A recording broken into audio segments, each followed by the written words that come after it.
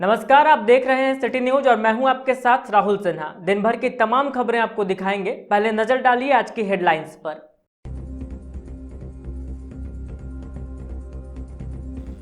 किसानों के धान खरीदारी का मूल्य नहीं मिलने को लेकर जिले भर में भाजपाइयों ने दिया धरना। अलग अलग स्थानों पर की गई मोर्चाबंदी। राज्य सरकार के खिलाफ खोला गया मोर्चा। तमाम लोगों ने कहा किसान विरोधी है हेमंत सरकार।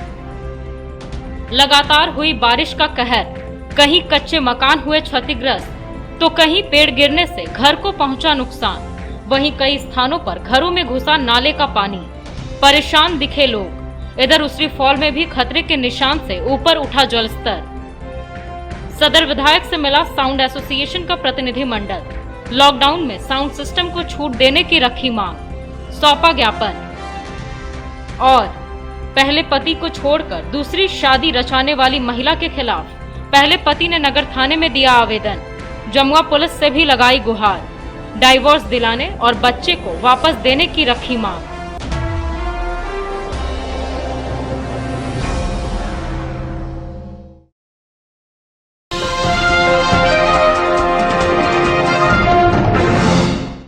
किसानों के धान क्रय के बाद राज्य सरकार द्वारा किसानों को भुगतान नहीं करने के विरोध में भाजपा किसान मोर्चा द्वारा राज्यव्यापी धरना के तहत गिरिडीह ब्लॉक के मैगजीनिया कोयरी टोला में धरना प्रदर्शन किया गया। यहाँ इस कार्यक्रम का नेतृत्व किसान मोर्चा के जिलाध्यक्ष दिलीप कुमार वर्मा और भारतीय जनता पार्टी के जिलाध्यक्ष महादेव दुबे ने संयुक्त रूप से किया। मौके पर किसानों की समस्याओं को लेकर धरने के माध्यम से राज्य सरकार का ध्यान इस ओर आकृष्ट कराया गया ताकि ससमय किसानों को राशि भुगतान किया जा सके। कहा गया कि यह सरकार सिर्फ किसानों के नाम पर विधवा विलाप करती है, लेकिन किसानों के दुख दर्द से हेमंत सरकार का कोई लेना देना नहीं है। अगर यही स्थिति रही तो झारखंड के किसान इस सरकार की कार्यशैली को अपनी आंखों से देख रहे हैं। भविष्य में इसका जवाब किसान वोट से चोट के माध्यम से देंगे। कार्यक्रम में मुख्य रूप से द्वारिका महतो, अजय वर्मा, राजेश वर्मा, सुरेंद्र वर्मा, सूरज प्रसाद वर्मा, पिंटू वर्मा, मनोज वर्मा, प्यारेलाल दास सहित दर्जनों भाजपा कार्यकर्ता मौजूद। विरोधी सरकार होश में आओ, होश में आओ, होश में आओ। बेरोजगार विरोधी सरकार होश में आओ, होश में आओ, होश में आओ। भारतीय जनता पार्टी जिंदाबाद, जिंदाबाद, जिंदाबाद। बाबूलाल मरांडी जिंदाबाद, जिंदाबाद, जिंदाबाद। बाबूलाल मरांडी जिंदाबाद, जिंदाबाद, जिंदाबाद। विलंब भुगतान करो, भुगतान करो, भुगतान करो। हेमंत सोरेन गद्दी छोड़ो, गद्दी छोड़ो, गद्दी छोड़ो। हेमंत सोरेन शर्म करो, शर्म करो, शर्म करो। हेमंत सोरेन शर्म करो, शर्म करो। कृषि आशीर्वाद योजना चालू करो, चालू करो, चालू करो। आज भारतीय जनता पार्टी पूरे झारखंड प्रदेश में भारतीय जनता पार्टी किसान मोर्चा, भारतीय जनता पार्टी युवा मोर्चा, भारतीय जनता पार्टी के सभी भारतीय जनता पार्टी के माननीय सांसद, माननीय विधायक, पूर्व सांसद, पूर्व विधायक, एक एक भारतीय जनता पार्टी के कार्यकर्ता लोग आज हेमंत सोरेन के वादा खिलाफी को लेकर के किसानों के साथ में लगातार जो इन्होंने सौतेला व्यवहार कर रहा है, इसके विरोध में भारतीय जनता पार्टी का एक एक कार्यकर्ता आज किसानों के खेत में, किसानों के खलिहान में, किसानों के बीच में पहुंचकर किसानों के समस्या से हम लोग अवगत हो रहे हैं। यह सरकार जो है कांग्रेस की सरकार, जेएमएम की सरकार, इन्होंने चुनाव के पूर्व वादा किया था कि हम सत्ता में आएंगे तो किसानों को किसान का कर्जा माफ़ करेंगे, खेती के लिए उनको हम अनुदान राशि देंगे, कई तरह का उनको सुविधा देंगे। लेकिन जो ही यह सरकार बनी, सबसे पहले मुख्यमंत्री कृषि आशीर्वाद योजना के तहत एक किसान को 1 एकड़ पर 5,000 और 5 एकड़ पर 25,000 रुपया जो रघुबर दास के सरकार में मिलता था, वह तुरंत इन्होंने पहले बंद किया। और इसके बाद इन्होंने घोषणा किया कि हम किसानों का कर्जा माफ़ करेंगे।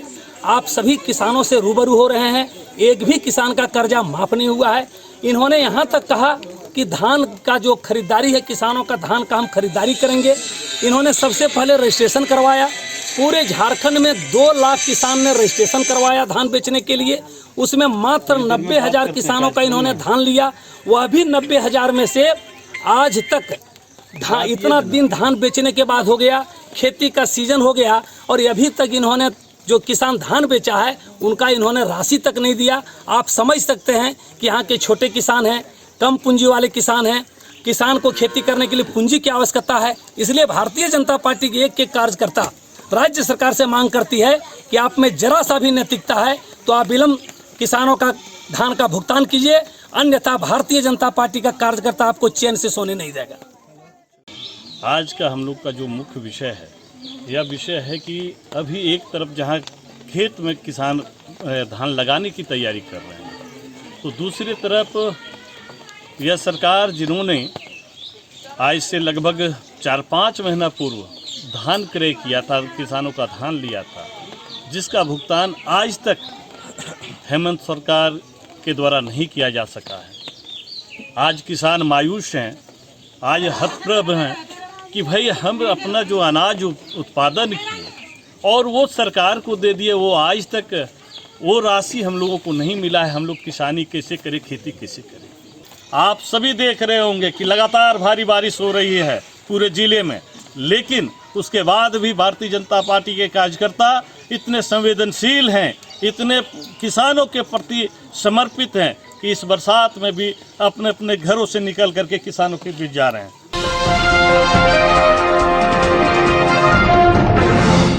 गिरिडीह भाजपा पश्चिमी मंडल अध्यक्ष वीरेंद्र वर्मा के नेतृत्व में पिंडाटाड़ में किसानों के समर्थन में खेत पर 1 दिवसीय धरना का कार्यक्रम आयोजित किया गया।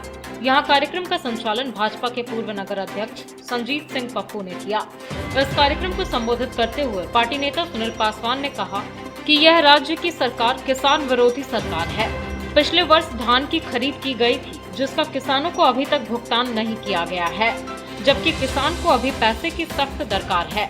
खेती का समय आ गया है, किसान को बीज भी खरीदनी है, किसान को बीज और खाद्य भी खरीदनी है, लेकिन इस राज्य की कुंभकर्ण सरकार नींद में सोई हुई है।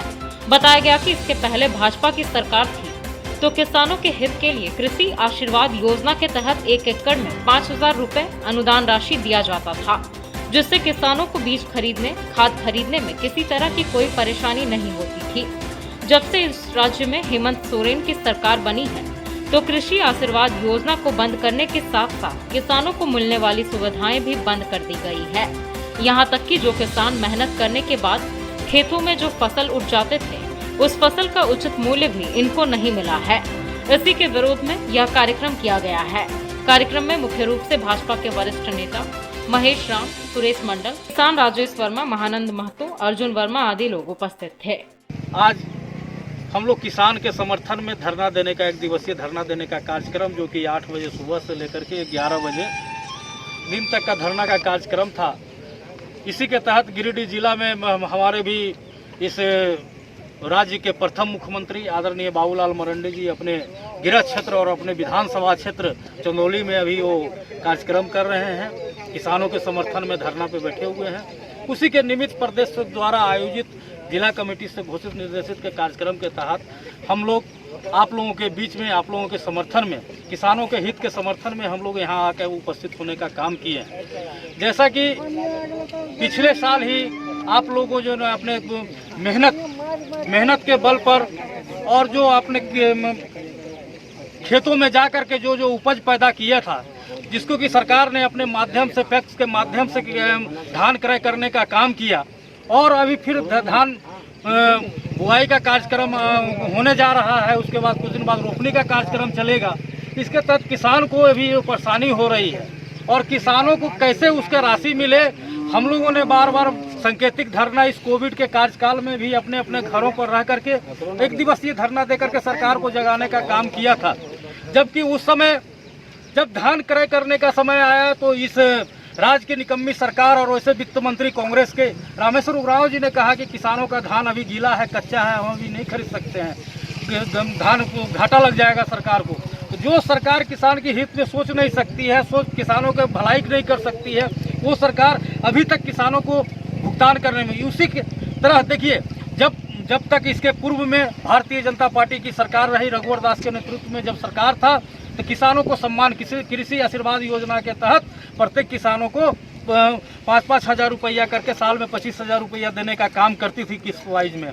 जबकि अभी भी केंद्र की सरकार, नरेंद्र मोदी की सरकार ने किसानों को सम्मान के लिए कृषि सम्मान के तहत उसको खाते में अभी 2000 रुपया करके अभी कुछ ही दिनों पहले आप लोगों के खाते में आया होगा।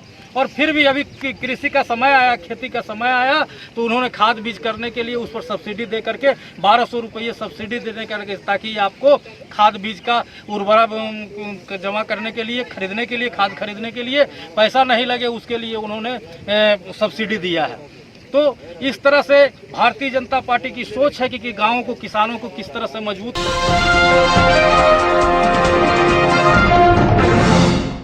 गिरिडीह साउंड एसोसिएशन के प्रतिनिधि टुंडी रोड स्थित सदर विधायक के आवास पहुंचे और उन्हें अपना मांग पत्र सौंपा।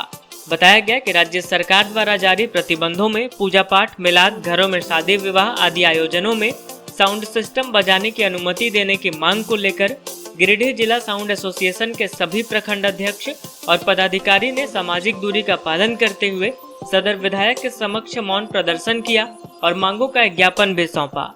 बताया गया कि एसोसिएशन की मांग है कि जिस प्रकार से शॉपिंग मॉल, सैलून, कपड़ा दुकान और रेस्टोरेंट जैसे प्रतिष्ठानों के संचालन की अनुमति प्रदान की गई है, उसी तर्ज पर पूजा पाठ, मिलाद आदि छोटे कार्यक्रमों में साउंड सिस्टम प्रयोग करने की अनुमति दी जाए।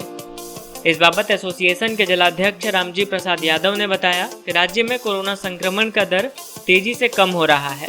राज्य सरकार अनलॉक 4 की प्रक्रिया में लगी है, ऐसे में इनकी मांगों पर भी ध्यान दिया जाए। साउंड सिस्टम का रोजगार पूरी तरह तबाह हो चुका है। शादी विवाह कार्यक्रमों में 50 आदमी तक का आदेश मिलने से रोजगार को संजीवनी मिलेगा। ध्वनि विस्तारक यंत्रों से कोरोना फैलने की कहीं से भी सूचना नहीं है। ऐसे में इस पर बेवजह रोक लगाने से इन लोगों को काफी परेशानियों का सामना करना पड़ रहा है। इस रोजगार से जुड़े 70% लोग आर्थिक रूप से काफी पिछड़े हैं। उसके बाद भी कुछ पुलिसकर्मी अपने फर्ज को भूलकर मृत शरीर से कफन खींचने जैसा काम कर रहे हैं, जो काफी निंदनीय है। इस दौरान जिलाध्यक्ष रामजी प्रसाद यादव, कोषाध्यक्ष सुरेश सिंह, परमजीत सिंह, नरेश राय, इरफान अंसारी, जगदीश दास, आजाद अंसारी, इरफान अंसारी, गिरिडीह प्रखंड अध्यक्ष रवि राम, जमुआ अध्यक्ष किशोर वर्मा, राजधनवार अध्यक्ष अमित कुमार, सरिया अध्यक्ष विजेंद्र मंडल, बगोदर अध्यक्ष जितेंद्र कुमार, बिरनी अध्यक्ष मेघलाल मंडल, बेंगाबाद अध्यक्ष मुश्ताक आलम, गांडे अध्यक्ष विनोद दास, जोरासां कोपी रविंद्र वर्मा आदि उपस्थित थे। होता तो 2 की 4-5 लेबर होता है। शादी विवाह का भी काम होता है तो हलवाई से लेकर फूट और वेटर भी लोग बहुत होते हैं, तो कम से कम इन लोग की रोजी रोटी भी बने, अपनी एक सेपरेट हो जाए। लॉकडाउन में साउंड एसोसिएशन, गिरिडीह जिला साउंड एसोसिएशन की तरफ से तमाम उनके प्रतिनिधियों ने मुझसे मुलाकात कर अपने संकट और अपनी तकलीफ को बयां किया। इनके 2 विषय हैं। पहला विषय है कि थानों में जब्त साउंड सिस्टम को विधिसम्मत तरीके से छुड़ाया जाए, और दूसरा, इस लगातार दूसरे वर्ष कोरोना के इस काल में आर्थिक स्थिति खराब होने की वजह से माननीय मुख्यमंत्री तक इन विषयों को लाकर इस मामले में पहल का आग्रह रहा है। मैंने दोनों ही विषयों पर उनको आश्वस्त किया है कि जिला स्तर के मामले को मैं आज ही प्रयास कर लूँगा और माननीय मुख्यमंत्री तक आपकी बातें 24 तारीख से पहले। आज गिरिडीह जिला साउंड यूनियन सभी प्रखंड अध्यक्ष कमेटी के साथियों के साथ सदर विधायक सुदीप कुमार संधू जी से मुलाकात करने के लिए गिरिडीह आए। यहाँ पे हम लोगों ने अपने मांग पत्र को रखा। प्राय देखा जा रहा है इधर कुछ दिनों से लगातार प्रशासन के कुछ कर्मियों के द्वारा हमारे संस्था के लोगों को बहुत ही प्रताड़ित किया जा रहा था। रास्ते में कहीं भी मालवाहक में साउंड सिस्टम लगा हुआ देखते हैं, देखते के साथ उसको थाना में डालते हैं, 20 से 25 हज़ार रुपये का चालान काट दिया जाता है या तो जुर्माना वसूली किया जा रहा है। उन सब बातों को लेकर हम लोग आज यहाँ विधायक जी के पास आए थे। इसके साथ हम लोगों ने मांग किया है कि अनलॉक 4 की जो प्रक्रिया है उस समय में हम लोगों के जो रोजगार हैं शादी विवाह से संबंधित, उसमें 50 आदमी तक का परमिशन भी दिया जाए ताकि हम लोगों का रोजगार सुचारू रूप से चल सके। पिछले वर्ष हम लोगों का काफ़ी नुकसान हुआ था और ये रोजगार से जुड़े हुए 80% लोग ऐसे हैं जो आर्थिक रूप से काफ़ी कमजोर हैं। वैसे स्थिति में इस बार भी लॉकडाउन के कारण ये हम लोगों का जीविका चलाना मुश्किल हो चुका है। तो इन बातों को लेकर आज हम लोग सभी प्रखंड के प्रतिनिधि लोग आज यहाँ पे आए थे। सदर विधायक से मुलाकात कर उन्हें ज्ञापन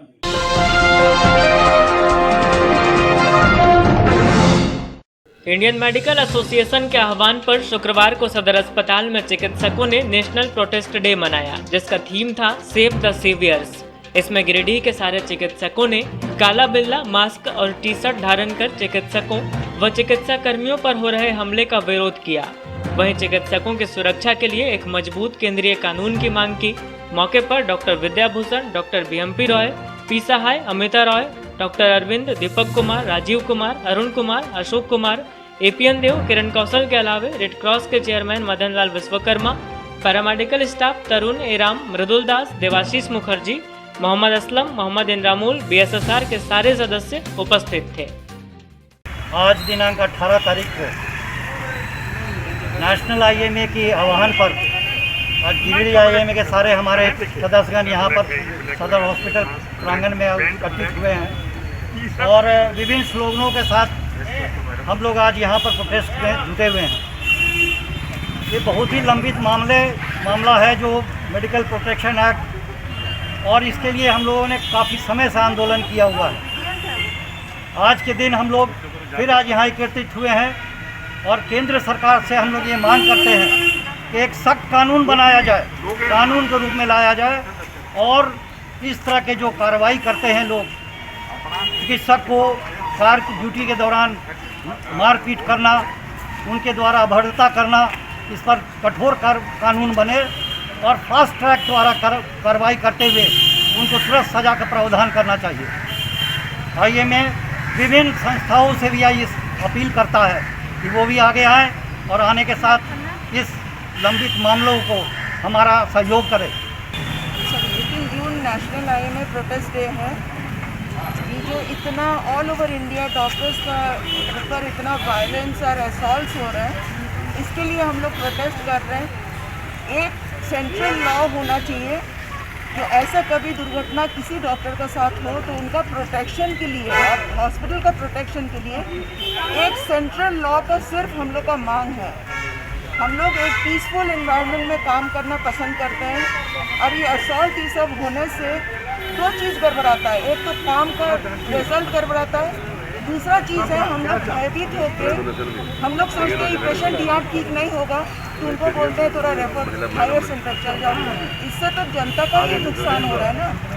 एक समय ऐसा है जो हम लोग सब केस हम लोग डील करते थे और सक्सेसफुली डील करते थे, मगर अभी ये चारों तरफ जो इतना असॉल्ट हो रहा है उसमें हम लोग ट्रीटमेंट करने में नर्वस फील करते हैं। इसलिए एक सेंट्रल लॉ का मांग है डॉक्टर और हॉस्पिटल का प्रोटेक्शन के लिए। आज हम लोग प्रोटेस्ट डे मना रहे हैं। एक्चुअली हम लोग डॉक्टर लोग के साथ या फिर स्वास्थ्यकर्मी के साथ जो मारपीटाई अक्सर आए दिन होते रहता है, उसका विरोध करने के लिए हम लोग यहाँ पे प्रोटेस्ट दे रहे हैं। और ये हम लोग हर जगह से इसको खारिज करते हैं कि इस तरह का बर्ताव हम लोग बर्दाश्त नहीं करेंगे, ये सब बंद होना चाहिए। दिनांक 18 जून को आईएमए के आह्वान पर गिरिडीह के सारे सरकारी और गैर सरकारी चिकित्सक प्रदर्शन कर रहे हैं। ये प्रदर्शन का प्रारूप है यही कि save the saviours, save the saviours, हम लोग जान बचाते हैं, हम लोग को बचाओ। आज हम लोगों को एक गुहार लगाना पड़ा। आज हम लोग का प्रदर्शन का मूल रूप है सभी चिकित्सक काला कपड़ा, काला मास्क या काला बैच लगा करके इस विरोध का प्रदर्शन कर रहे हैं। सारे कार्य सुचारू रूप से चलते रहेंगे 12:30 बजे के बाद, और हम लोग के सरकार से यही डिमांड है कि हम लोग को बचाएं।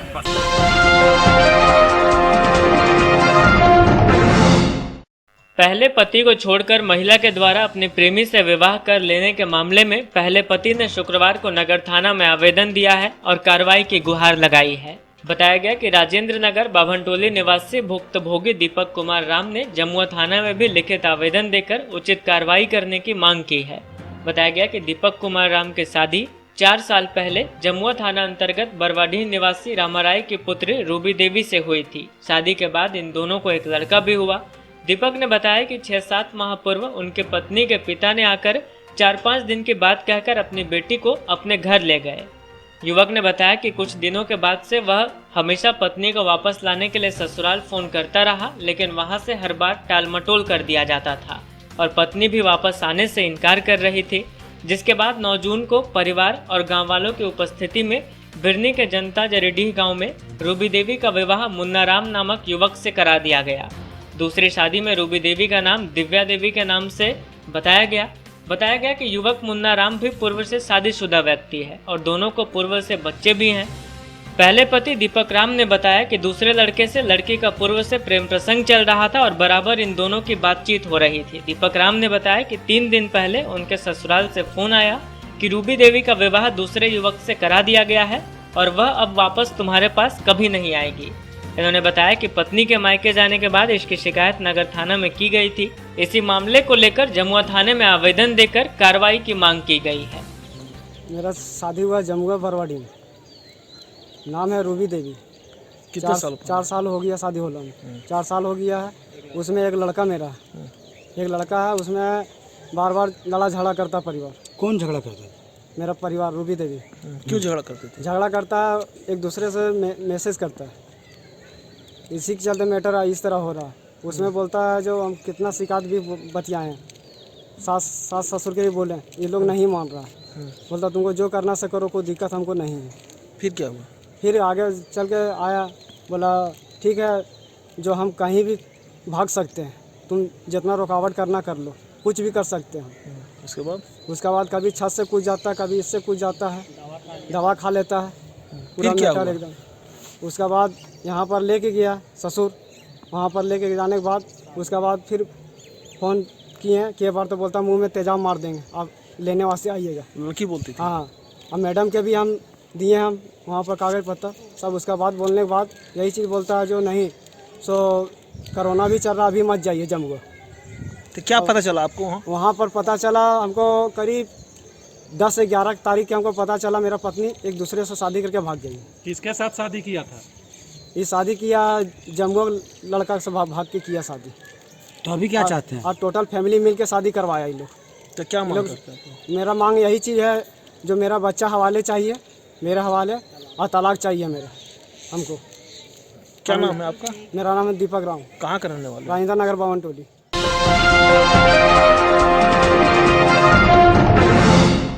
मारवाड़ी युवा मंच प्रेरणा शाखा की ओर से शुक्रवार को सदर अस्पताल में एक रक्तदान शिविर लगाया गया। इस शिविर से ब्लड बैंक को 12 यूनिट रक्त प्रदान किया गया। यहां शाखा की ओर से सदर अस्पताल के सभी पदाधिकारियों और कर्मचारियों को पुष्प गुच्छ देकर सम्मानित भी किया गया। बताया गया कि स्वास्थ्य कर्मी इस कोरोना काल में खूब मुस्तैदी से अपनी सेवा दे रहे हैं। हम इन फ्रंट लाइन वॉरियर्स को जितना भी सम्मान दे वह कम ही होगा। इस कार्यक्रम को सफल बनाने में अध्यक्ष आशा खंडलवाल, सचिव अर्चना केडिया, कोषाध्यक्ष रिया अग्रवाल, ऋचा केडिया, बरखा डंगाच, अंशु केडिया, पूनम केडिया, सरिता मोदी आदि लगी हुई थी। कहूँगी कि हमें रक्तदान करनी चाहिए और ये हमारे लिए और हमारे देश के लिए बहुत लाभदायक भी है। इससे हमें बहुत सारी नई सीख मिलती है। जब हम ब्लड देते हैं तो हमें बहुत कॉन्फिडेंस भी आता है और हमें ये तो ज़रूर करना चाहिए।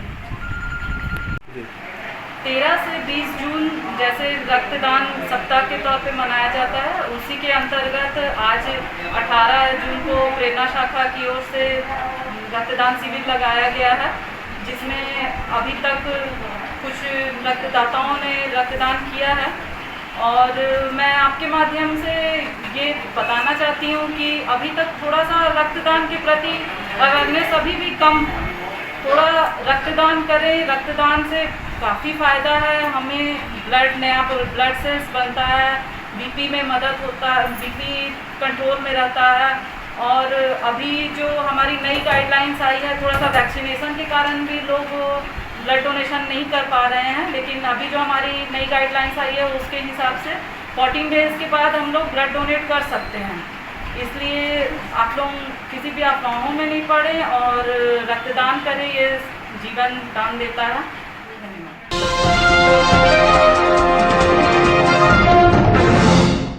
बगोदर थाना क्षेत्र के खेतको निवासी सिकंदर प्रसाद की 15 वर्षीय पुत्री काजल कुमारी ने फांसी लगाकर आत्महत्या कर ली। शुक्रवार को उसके शव का पोस्टमार्टम सदर अस्पताल में कराया गया। बताया गया कि घर से आधा किलोमीटर की दूरी पर स्थित एक आम के पेड़ में फांसी के फंदे से लटकता हुआ किशोरी का शव बरामद हुआ। बताया गया कि ग्रामीणों ने पेड़ से किशोरी का शव लटकता हुआ देखा, जिसके बाद घर वालों को इसकी सूचना दी गई। सूचना के बाद घर वाले मौके पर पहुंचे और आनन फानन में किशोरी के शव को पेड़ से उतारा और पुलिस को इसकी सूचना दी। बाद में पुलिस ने पंचनामा दर्ज कर शव को पोस्टमार्टम के लिए सदर अस्पताल भेज दिया। फिलहाल आत्महत्या के कारणों का खुलासा नहीं हो सका है। वहीं पुलिस पूरे मामले की जांच पड़ताल कर रही है। ये कौन लगती है? बेटा का जन्म। क्या नाम था? काजल। क्या हुआ था? कुछ नहीं सर, सुबह सुबह निकले घर से, हम तो दूसरे कर गए, उसका माँ देते आए तो लेटकल था घास में, फिर उठती की रस्सी काटा, भी जान चला गया तो कौन बचता है इसका? काहे फांसी लगाया, क्या कारण था? यही तो नहीं कर सकते, कुछ नहीं घर में सही तो बोलो बोले तो कुछ नहीं बोले, कुछ नहीं। कब लगाई फांसी? लगभग वही 5-6 बजे के लगभग सुबह। किसी से कोई विवाद वगैरह हुआ था? कोई विवाद नहीं किसी से, गांव के सब आदमी को किसी तरह का कोई विवाद नहीं।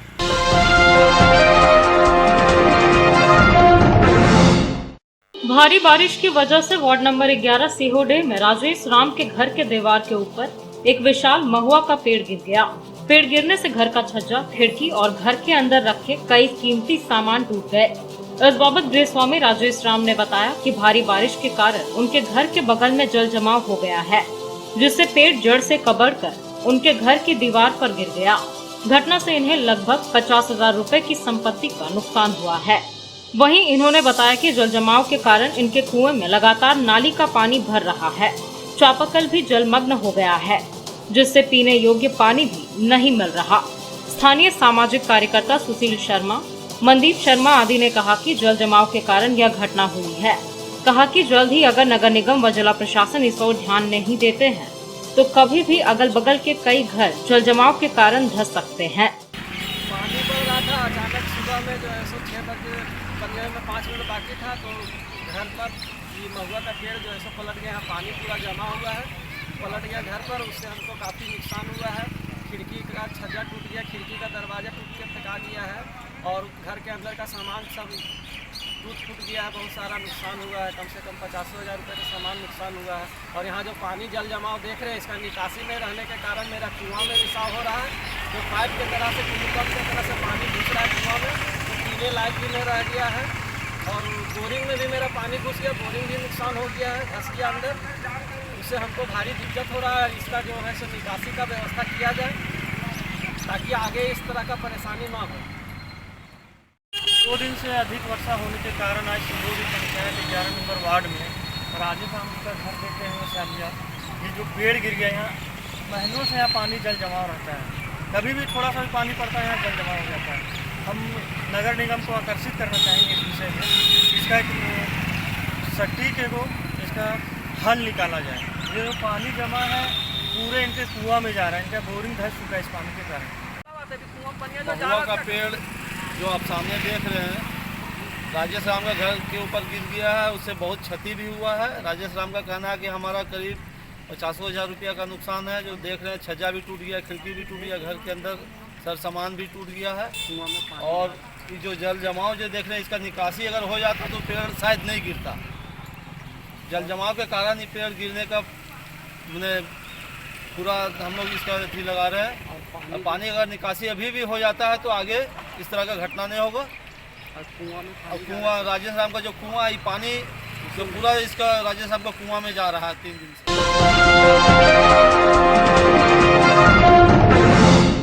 शहरी क्षेत्र के वार्ड नंबर 19 स्थित आजाद नगर में पानी जमा होने से यह इलाका तालाब में तब्दील हो गया है, जिससे यहाँ रहने वालों को काफी परेशानियों का सामना करना पड़ रहा है। बताया गया कि यहाँ के कई लोग रोज मजदूरी कर अपना जीवन यापन करते हैं। ऐसे लोगों के सामने ये एक बड़ी समस्या बन गई है। एक तो कोरोना काल में इस तरह से पानी का जमाव होने से बीमारी होने का खतरा उत्पन्न हो गया है। वहीं सड़क का गंदा पानी घरों में घुस रहा है, जिससे तमाम लोगों की दिनचर्या पूरी तरह से गड़बड़ा गई है। वहीं आने जाने का रास्ता भी बंद होकर तालाब बन गया है। मोहल्ले में छोटे छोटे बच्चे हैं जिन पर पानी में डूब जाने का खतरा भी मंडरा रहा है। इस स्थिति से निजात पाने के लिए मोहल्ला वासियों ने नगर निगम से पानी के निकासी की गुहार लगाई है।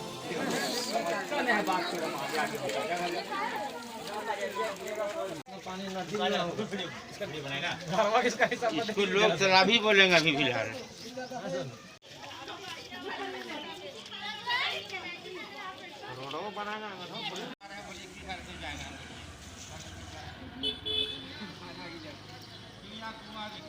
बहुत दिक्कत है पानी निकलने का।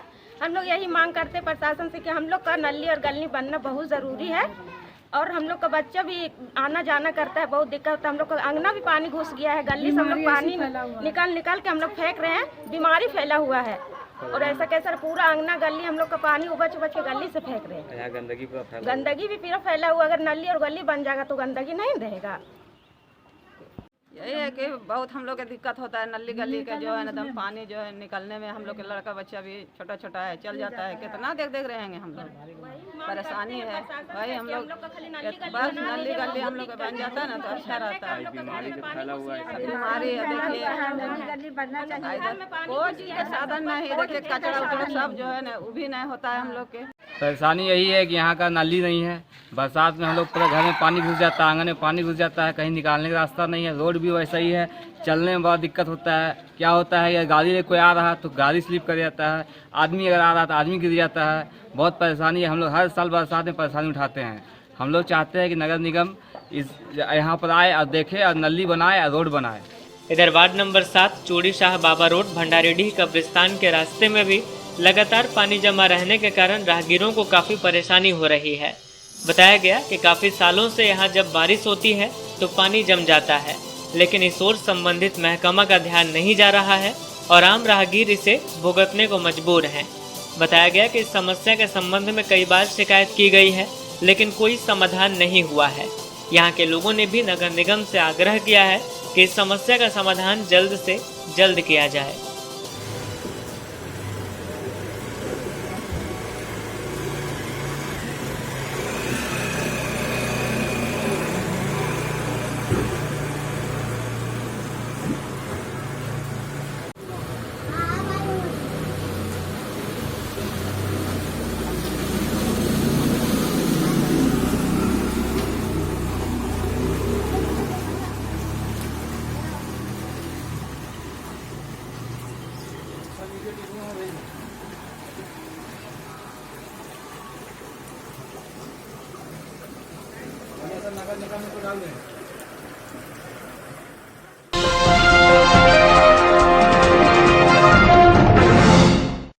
टुंडी रोड के हरसिंह रायडीह में गलत तरीके से बने नाले की वजह से सुबोधराम का पूरा घर जलमग्न हो गया है। शुक्रवार को सुबोधराम का पूरा परिवार इससे परेशान रहा और व्यवस्था को कोसता नजर आया। बताया गया कि अभी हाल ही में कुछ ठेकेदारों के द्वारा उसके घर के बगल में नाला बनाया गया था, लेकिन वाटर लेवल सही नहीं रहने की वजह से लगातार हुई बारिश का पूरा पानी सुबोधराम के घर में घुस गया। बताया गया कि पूर्व में इस बात की शिकायत हर स्तर पर की गई है, लेकिन कहीं से कोई सुनवाई नहीं हुई। नतीजतन आज उसे और इसके पूरे परिवार को भुगतना पड़ रहा है। सुबोधराम व परिवार के अन्य लोगों ने जिला प्रशासन से इस मामले में ध्यान देने की गुहार लगाई है। 10 गो सब मामला हो जाए, एगो हमनी हो जाए, कमजोर हो जाए, पारे नहीं इसकी करिए बोला तब माटी देख भरा दीजिए। ये बस प्रशासन से मेरा यही दरखास्त है कि मेरा बस ये पानी निकलवा दीजिए सर, और यही पुल बनवा दीजिए। जो पुल आधा बचा हुआ वो आधा लगवा दीजिए। यही आप लोग से, ये नहीं मेरा घर गिर जाएगा, हम सब तबाह हो जाएंगे हम लोग। क्या नाम हो? सुभाष कुमार राम। पुल है से बंद हो गया, फूल फूच के ले गया, ले गया फूल फूच के फूल फूच के ले गया है हमारा घर। अब जो पानी आता है सब हमारा घर ढुक रहा है। हम कहाँ करें व्यवस्था? हम लोग गरीब आदमी कहाँ जाएं?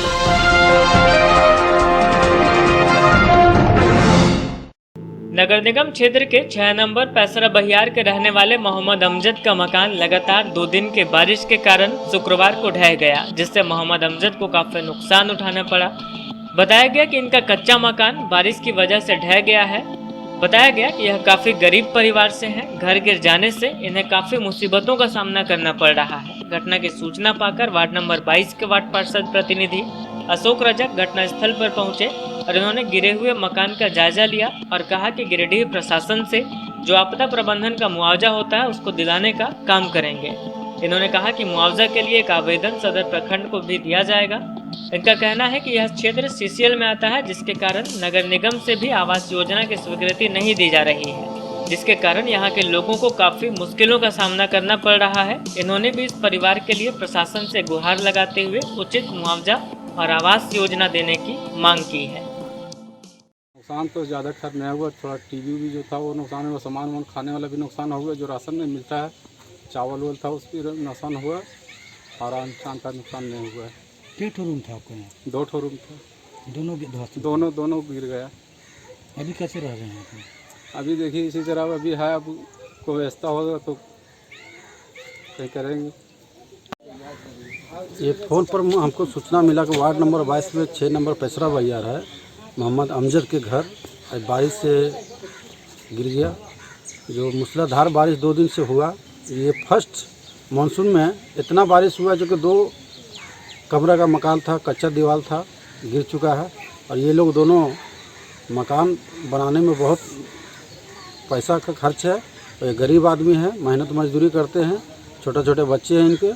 और हमको जब से सूचना मिली तो हम निरीक्षण करने के लिए आए हैं और चाहते हैं कि सरकार से ये इनको लाभ मिले। और सबसे बड़ा समस्या की बात है कि ये सीसीएल भूमि है और हमारे वार्ड पूरा सीसीएल भूमि है और एक भी मकान प्रधानमंत्री आवास योजना नहीं मिला है। हम चाहते हैं नगर आयुक्त से कि ऐसे परिवार को चिन्हित करें जिनका बारिश से घर गिरा है और उसको अविलंब मुआवजा देने का काम करें ताकि उस गरीब परिवार को कुछ सहायता राशि मिल सके और उसको हेल्प हो सके।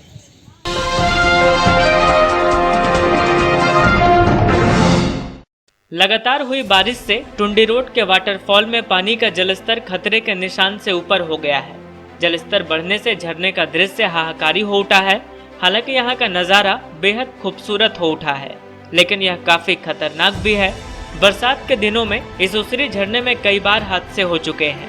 अब तक उसरी फॉल कईयों को लील चुका है, लेकिन फिर भी तफरीह के शौकीन ऐसे दृश्य का लुत्फ उठाने के लिए झरने के नजदीक चले ही जाते हैं और खतरे को आमंत्रित करते रहते हैं। बताया गया कि हर साल ऐसे हालात के बाद यहाँ पुलिसिया बंदोबस्ती कर दी जाती है, लेकिन इस बार अब तक यहाँ पुलिस बल नहीं लगाए गए हैं, जिससे खतरा बढ़ा हुआ है। बताया गया कि बारिश के बाद पानी का जलस्तर काफी बढ़ गया है और उसरी झरना अपने खतरनाक स्वरूप में आ चुका है। इस दृश्य को अपने आंखों में कैद करने के लिए काफी संख्या में सैलानी हर रोज यहां पहुंच रहे हैं। शुक्रवार को भी कमोबेश ऐसा ही दृश्य दिखा। फिलहाल प्रशासन को इस ओर ध्यान देने की जरूरत है।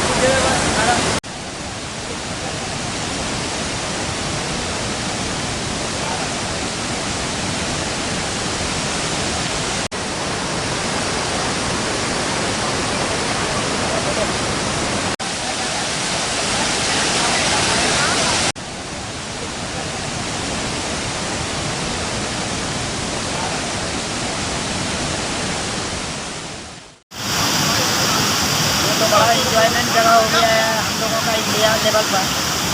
और मैं तो फर्स्ट टाइम इसका एक्सपीरियंस ले रहा हूँ। ये तो एक अलग तरह का प्राकृतिक का एक नज़ारा है जो जीवन में कभी कभी इंसान को देखने के लिए मिलता है। और ये मेरा फर्स्ट टाइम है अपने लाइफ में भी, इतना खूबसूरत नज़ारा मैंने नहीं देखा।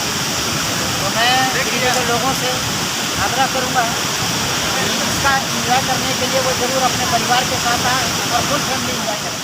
धन्यवाद।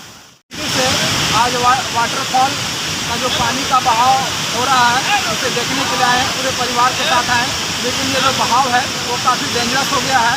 अगर आप लोगों किसी को आना है तो आ सकते हैं, लेकिन चूँकि बहाव अधिक होने की वजह से थोड़े बच्चों को आप लोग साइड से थोड़ा सा दूर रखें और ध्यान दें कि आपके बच्चे कहाँ जा रहे हैं, कहाँ आ रहे हैं। वैसे पानी का बहाव तो बहुत अच्छा है, बहुत मज़ा आ रहा है। काफ़ी भीड़ यहाँ पे लगी हुई है, लोगों को खूब मज़ा आ रहा है। एक तरह से आप कह सकते हैं कि कोरोना काल में ये एक राहत देने वाली बात है। अंत में आइए फिर से नजर डालते हैं आज की हेडलाइंस पर।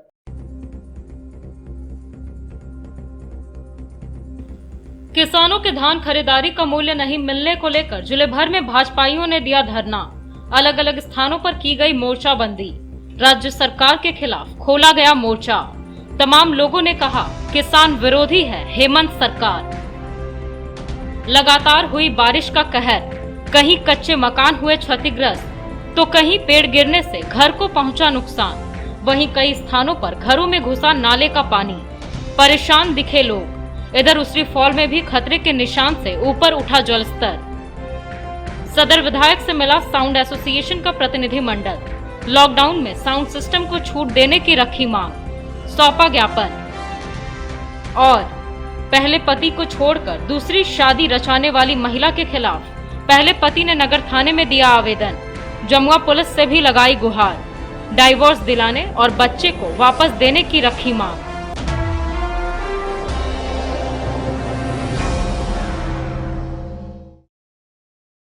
तो आज के अंक में बस इतना ही। अगले अंक में फिर होगी मुलाकात कुछ अन्य खबरों के साथ। तब तक दीजिए हमें और हमारी पूरी टीम को इजाजत। नमस्कार।